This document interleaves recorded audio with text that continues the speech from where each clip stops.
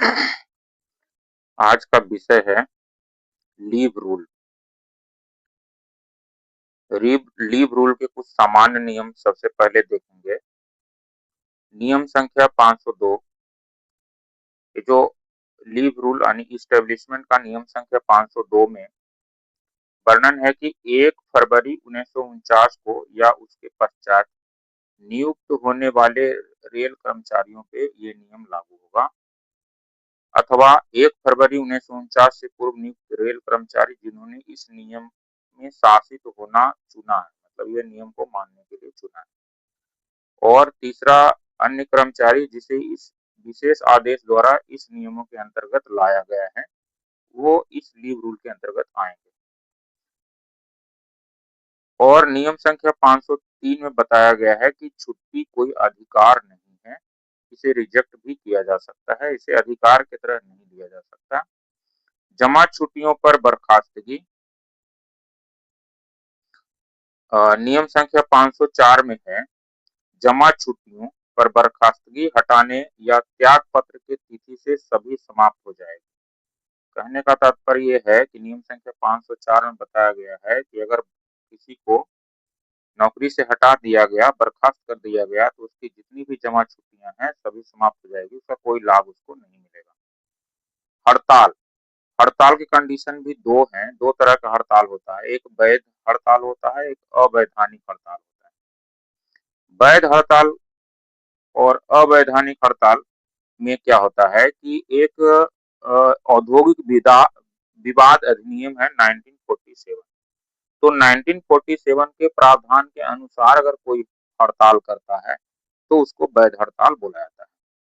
और अवैधानिक हड़ताल उसे कहते हैं जो कि बिना पूर्व जानकारी के और पूर्व औपचारिकताओं को पूरा किए बिना ही हड़ताल कर दिया जाता है।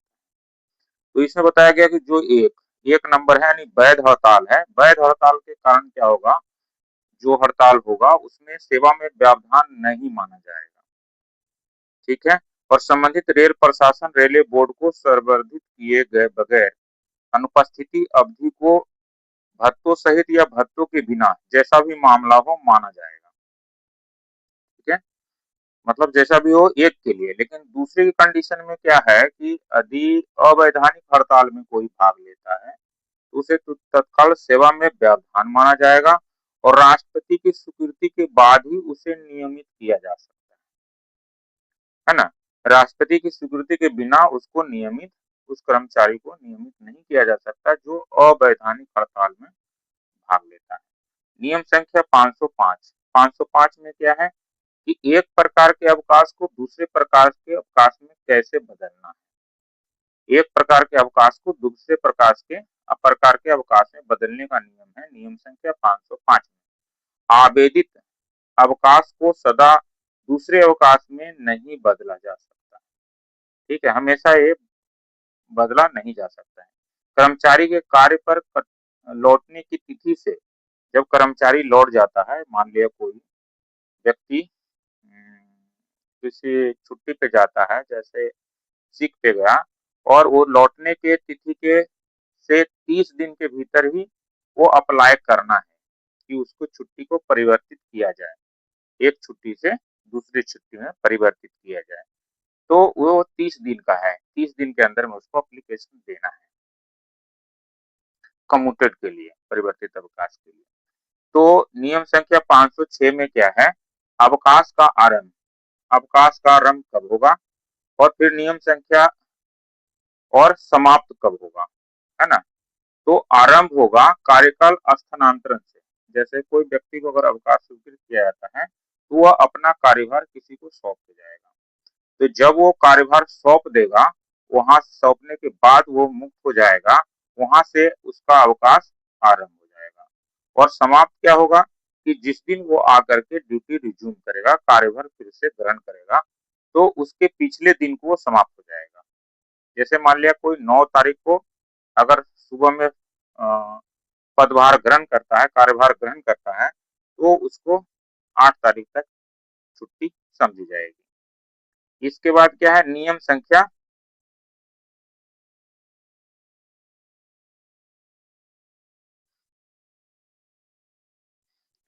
नियम संख्या है 507, विभिन्न प्रकार के अवकाशों को मिलाना, बहुत सारे अवकाश को एक साथ मिलाना। अवकाश में नियम में अन्यथा सिद्ध होने के अलावा कोई ऐसा बात अगर नहीं है तो किसी भी प्रकार के अवकाश को किसी भी अन्य अवकाश के साथ जोड़ा जा सकता है और स्वीकृत किया जा सकता है, सिवाय कैजुअल लीव को छोड़ के।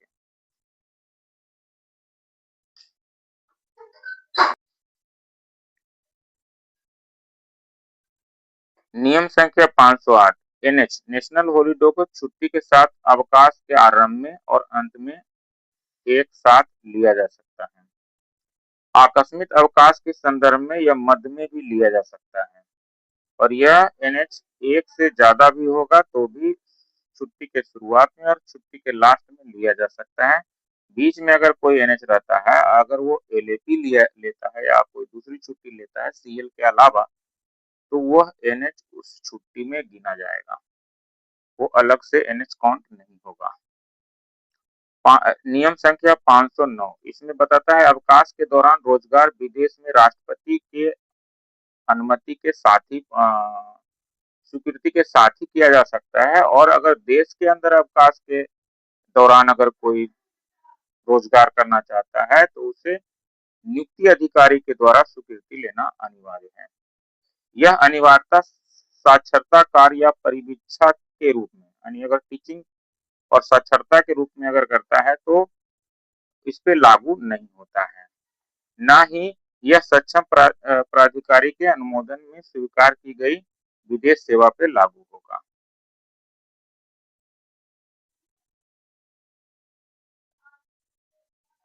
नियम संख्या 510, एक बार में अधिकतम लगातार 5 साल की छुट्टी ली जा सकती है, उससे ज्यादा छुट्टी नहीं लिया जा सकता है।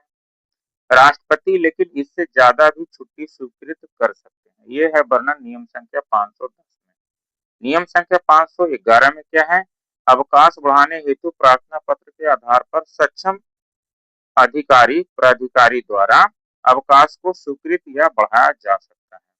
अवकाश की स्वीकृति दावों की वरीयता कैसे लेनी है, किस प्रकार वरीयता रखना है, यह निम्न प्रकार बताया गया है। ऐसे कर्मचारी जिन्हें समय विशेष पर मुक्त किया जा सकता है उसको वरीयता देनी है। विभिन्न आवेदकों के खाते में बकाया अवकाश के आधार पर वरीयता देनी है। पिछले अवकाश में लौटने के पश्चात आवेदक द्वारा की गई सेवा की अवधि और प्रकृति को भी वरीयता सूची में रखनी है। यह तथ्य कि ऐसे किसी आवेदक को पिछले अवकाश से अनिवार्य रूप से बुलाया गया था, इसको भी ध्यान में रखना है। यह तथ्य कि ऐसे किसी आवेदक को जनहित में अवकाश हेतु मना किया गया, अगर कोई किसी ने अवकाश के लिए आवेदन किया था लेकिन उसको किसी कारणवश उसको मना कर दिया गया, तो नेक्स्ट टाइम जब वो छुट्टी रखेगा तो उसको भी ध्यान में रखा जाएगा। नियम संख्या 513, अवकाश लेखा, मतलब अवकाश का लेखा जोखा कौन रखेगा? तो समूह क और ख यानी ग्रुप ए और ग्रुप बी के रेल सेवकों के मामले में लेखा अधिकारी द्वारा प्रत्येक लेवल से लेखा अधिकारी द्वारा यानी अकाउंट ऑफिसर है ना, अकाउंट ऑफिसर द्वारा प्रत्येक रेल सेवक का अवकाश लेखा नियत प्रारूप में रखा जाएगा। लेकिन ग्रुप सी और ग्रुप डी के मामले में जो कार्यालय प्रधान या उसके द्वारा जो प्राधिकृत अधिकारी है वह लेखा रखेगा या लेखा रखा जाएगा। नियम संख्या 510 514, नियम संख्या 514 में क्या कहता है कि रेल कर्मचारी को तब तक अवकाश स्वीकृत नहीं किया जा सकता जब तक अवकाश लेख को रखने वाले प्राधिकारी से अवकाश की देयता के संबंध में रिपोर्ट नहीं प्राप्त कर ली गई हो।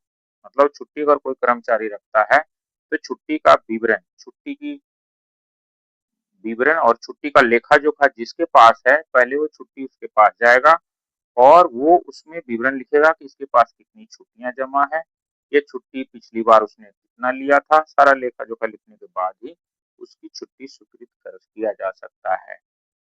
नियम संख्या 515, रेल कर्मचारी जिसे दंड देने वाले सक्षम प्राधिकारी ने बर्खास्त या हटाने या रेल सेवा से अनिवार्य रूप से सेवानिवृत्त करने का अगर निर्णय ले लिया है तो उसे कोई भी अवकाश स्वीकृत नहीं किया जाएगा। भले उसे सेवा से नहीं निकाला गया हो, लेकिन अगर निर्णय आ गया है तो उसे किसी भी प्रकार की छुट्टी नहीं दी जाएगी। नियम संख्या 516, रेल कर्मचारी को अवकाश समाप्त होने से पूर्व कार्य पर वापस बुलाने जाने की स्थिति में ऐसे बुलावे को सभी मामलों में अनिवार्य समझा जाएगा। मतलब किसी व्यक्ति को अगर छुट्टी दे दिया गया है तो उसे बुलाया नहीं जाएगा। अगर बहुत अनिवार्य हो, इमरजेंसी हो, तो उसको रेल कर्मचारी को छुट्टी से वापस बुलाया जा सकता है, लेकिन वह कर्मचारी निम्न बातों का हकदार होगा, निम्न सुविधाओं का हकदार होगा। क्या है सुविधाएं? वह भारत में है तो उसे बुलाए गए स्टेशन से रवाना होने की तिथि से उसे ड्यूटी पर माना जाएगा और वह नियमों के अधीन यात्रा भत्ता और दूसरी और यात्रा भत्ता और जब तक वह पदभार ग्रहण करे तब तक छुट्टी वेतन उसी दर से जिस दर पर वह पहले ले रहा था, किंतु अब ड्यूटी पर वापस बुलाने के दौरान लेगा। वह भारत के बाहर है तो समुद्र यात्रा से भारत आने में लगे समय की गणना छुट्टियों की गणना में किया जाएगा, लेकिन एक बार जब वो भारत पहुंच जाएगा तो वहां से जो है वो ड्यूटी पर माना जाएगा और भारत में उतरने के बाद पद पर तैनात होने की तिथि तक उसी दर से वो छुट्टी वेतन का हकदार होगा, जिस दर से वह पहले ले रहा था। भारत के लिए निःशुल्क यात्रा व्यय और भारत से उसकी यात्रा व्यय की धन वापसी आदि उसे वापस भारत बुलाने की तिथि तक उसने अपनी छुट्टियों की आधी अवधि या 3 महीने पूर्ण नहीं किए हों, जो भी पहले हो।